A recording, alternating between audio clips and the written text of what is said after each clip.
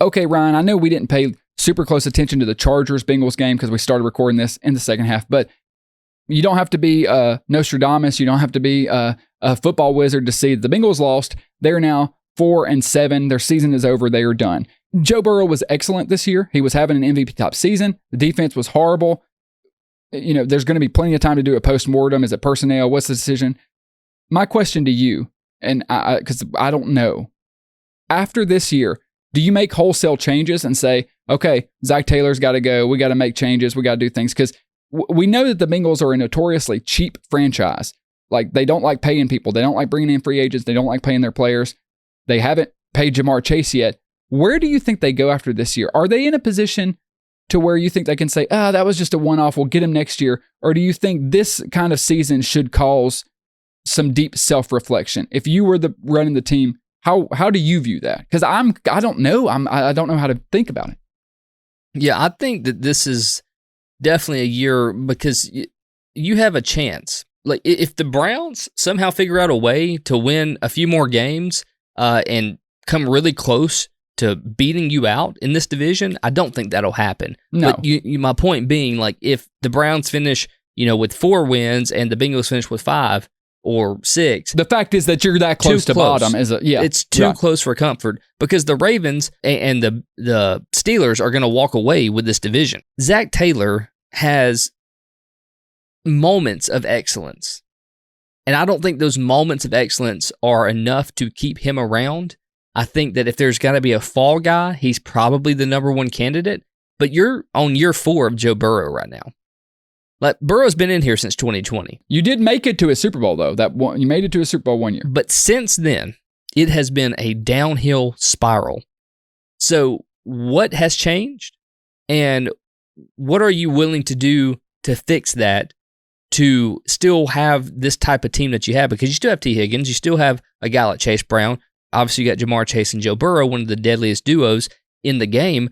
But this defense has got to be fixed. Do you just make the fall guy the D-cord and say, hey, we're going to get rid of him and bring a new one in? But the problem is we know Lou Anarumo is a great defensive coordinator.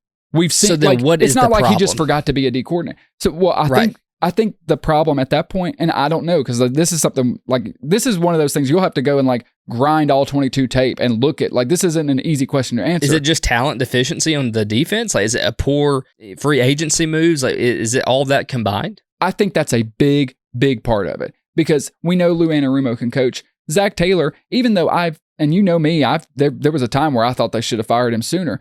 And yeah, you look, they went 10-7, made the Super Bowl. Next year, 12-4, lost in the AFC Championship game.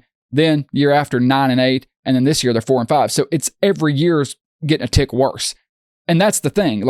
Regardless of what you think, it's going in the wrong direction. My problem with Zac Taylor, because he's the offensive guy, is I've always thought their offense has been bland. Despite that, they're productive on offense this year. Joe Burrow is having a comeback player type of the year, but it doesn't matter because their defense is giving up 40 points a game.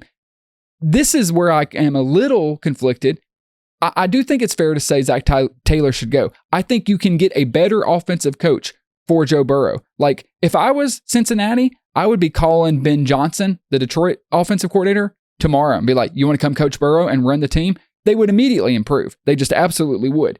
But even if you do all that, I don't know how much it gets better because of the fact that the owners and the franchise are cheap, and I don't think they're going to be willing to pay top dollar for players that can come in and make a difference on defense. Well, then they're not going to win football games. Yes. 2 stats I just found by doing a quick Google search. It's this new website called Google. Pulls up a lot of facts really quick. And probably won't last. The Bengals are 1-6 in one-score games. Joe Burrow, this season, 3,028 yards, 27 touchdowns, 4 interceptions. Yeah. The Bengals are 4-7, and this tweet here says, make it make sense. And I can't. It's obviously the defense has lost these football games for this team, but it's bigger than that because your point, Lou knows how to coach defense. That's not a question. So we got to go through the weeds here and see, do we need to spend more money on the defense? Answer's probably yes. But also, is Zac Taylor setting a good precedent for this locker room? Is he the coach that everybody wants to play for? And I think the answer to that is no. I don't think this team is behind Zac Taylor. one thing I'll say, like about the Buffalo Bills, as much as I don't like Sean McDermott sometimes, like the team seems to be completely 100% behind him. Absolutely. They would lay in a line and let him walk across them to not get his feet wet. You know, like that Yes. is how much they like Sean McDermott. It's true. And I think they would just push Zac Taylor into the water. You know, like I think that's the equivalency of a bad coach versus a good coach who makes bad moves. Like there's two different levels of bad coaching. Zac Taylor's just an all around, I think, bad football coach for this organization. He could go somewhere else maybe and be decent, you know. Dan Quinn seems to be doing it pretty good at the Commanders. So maybe Zac Taylor needs a change of scenery. I don't know what it is. But I think something's got to change. I don't think it changes this year. I think they're too far in this year to make any big changes. But at the end of the year, you don't go... At the end of the year, yeah. I'm just saying, like, in the mid-season, nothing happened. I don't think Zac Taylor's gone mid-season. That would be stupid. Well, it's not even mid-season anymore, I guess. But, gosh, It's not even mid-season anymore. No, I understand. Sad. I understand your point. But... And I also kind of agree, whether the main issue is Zac Taylor or not, it's kind of like the whole, you're the CEO of the company. Well, maybe it wasn't your fault, but it's falling on somebody, man. It's falling on somebody. And it's when I know, hey, you made it to the Super Bowl. Great. And you lost that game, but you made it. But we know that's because of Joe Burrow and Jamar Chase. You know, 2 great draft picks. That literally, Joe Burrow and Jamar Chase single-handedly changed their franchise.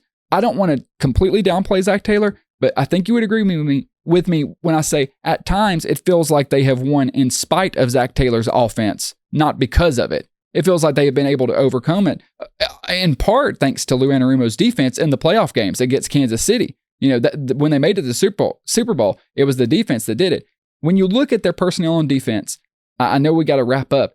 One of the big moves they made was bringing in Geno Stone, who had a big year last year, but other than that, he had been terrible. And they were really banking on him being good at free safety. He's been terrible. PFF has him ranked 84th out of 86 safeties in the league. The other safety, Von Bell, he has not been great.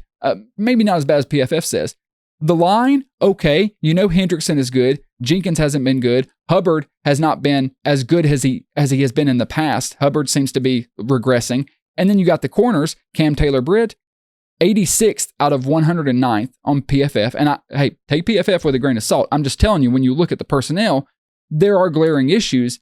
When you have those, it makes a big deal, and it's hard for your offense to overcome it. It still feels like those issues don't warrant how bad the defense has been, though.